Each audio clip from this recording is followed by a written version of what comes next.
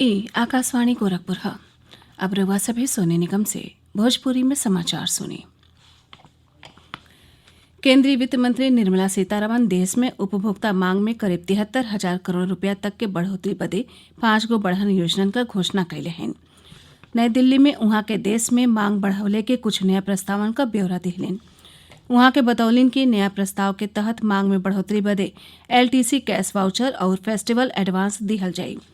वित्त मंत्री बतौलिन कि केंद्र और राज्य सरकार की ओर से पूंजीगत व्यय खातिर और 37,000 करोड़ रुपया दिहल जाई हैं।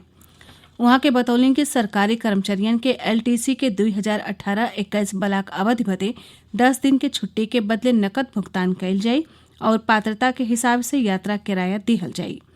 वित्त मंत्री कहले हैं कि केंद्र ओह राज्यन के ऋण लिहले में मदद करी जवन GST राजस्व नुकसान के भरपाई बदे प्रस्तावित उधारी विकल्प अपनावे चाहत हवें। राज्यपाल आनंदीबेन पटेल कहले हैं कि नया शिक्षा नीति का उद्देश्य लैकन के रुचिकर और संस्कार से जुड़ल शिक्षा दिहल हवे। राज्यपाल आजू राजभवन से प्रयागराज के ईश्वर शरण डिग्री कॉलेज के स्वर्ण जयंती समारोह के ऑनलाइन संबोधित करत रहलीन। वहाँ के कहलें कि पुराने समय में भारत शिक्षा के क्षेत्र में विश्व गुरु एहनाते रहे, काहे से कि वह समय मुख्य विषय विज्ञान, सामाजिक शिक्षा और नैतिक शिक्षा रहे। ब्रिटिश काल में पुरान शिक्षा व्यवस्था के नष्ट कर दिहल गई।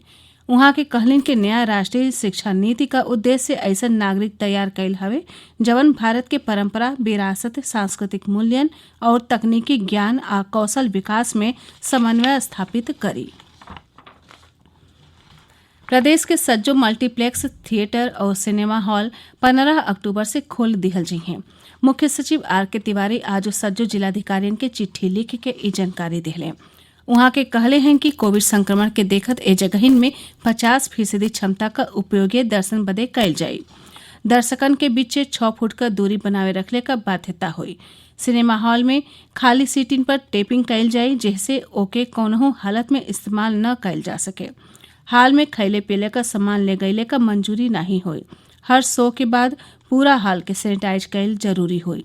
कॉन्टेक्ट ट्रेसिंग बदे दर्शकन के टिकट बुकिंग के दौरान अपन फोन नंबर देवे के हुई। सिनेमा हॉल का तापमान 24 से 30 डिग्री के बीच रखे के हुई। मल्टीप्लेक्स में इंटरवल का समय अलग अलग हाल का अलग अलग हुई। कौनहू संक्रमित मनई मिलेले पर ओके जुड़ते चिकित्सा सुविधा दिहल जाई और परिसर के विसंक्रमित कैल जाई। निर्वाचन आयोग उत्तर प्रदेश और उत्तराखंड के राज्यसभा के 11 गो सीटिन बदे चुनाव का घोषणा कर दिले हवे। मतदान अगला महीना के 9 तारीख के हुई। केंद्रीय मंत्री हरदीप सिंह पुरी, भारतीय जनता पार्टी के अरुण सिंह, समाजवादी पार्टी के रामगोपाल यादव, कांग्रेस के राज बब्बर और बहुजन समाज पार्टी के वीर सिंह के लेके 11 गो सदस्यों का कार्यकाल एह बरिस नवंबर महीना में खत्म हो रहा हवे। चुनाव का अधिसूचना 20 अक्टूबर के जारी कैल जाई।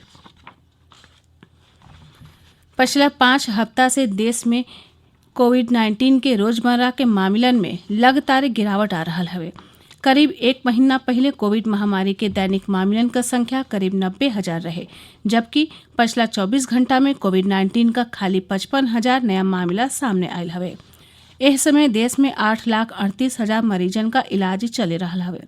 पिछला 24 घंटा में करीब 78,000 लोग ठीक भइल हवे और संक्रमित लोगिन में से खाली 11.69% के अस्पताल में भर्ती करवले का जरूरत पड़ल हवे। स्वस्थ भइले का दर 86.78% हो गयल हौ। अबले करीब 62,30,000 रोगी ठीक भइल हवे। देश में अबले कोविड-19 से कुल 72,75,881 लोग संक्रमित भइल हवे। पिछला 24 घंटा में 706 लोगिन का मौत भइले के बाद अब मृत्यु दर 1.53% हो गयल हवे। केंद्रीय स्वास्थ्य और परिवार कल्याण मंत्रालय कोविड-19 महामारी के साथे साथे डेंगू, मलेरिया, मौसमी फ्लू, चिकनगुनिया और आंत के बुखार जैसन संक्रमण के रोकथाम और प्रबंधन खातिर दिशा निर्देश जारी कैले हौ। मंत्रालय कहले हवे कि मौसमी बीमारियन कोविड-19 के नैदानिक परीक्षण बदे नया चुनौती पैदा कर सकेलिन। स्वास्थ्य मंत्रालय कहले हवे कि कोविड के साथे साथे अउरियो मौसमी बीमारियन के संक्रमण के मामला में रोकथाम, निगरानी और संचार के माध्यम से लोगिन के व्यवहार परिवर्तन आ प्रबंधन के समन्वित कोशिश जरूरी हवे। श्री माता वैष्णो देवी श्राइन बोर्ड तीर्थस्थल में 15 अक्टूबर से श्रद्धालुओं की संख्या 5,000 से बढ़ा के 7,000 रोज कर दिले हवे। ई फैसला 17 अक्टूबर से शुरू हो रहा नवरात्र पर्व के देखी के लिहल गयल हवे। एकरे साथ ही भोजपुरी समाचारन का ई बुलेटिन पूरा भइल। नमस्कार।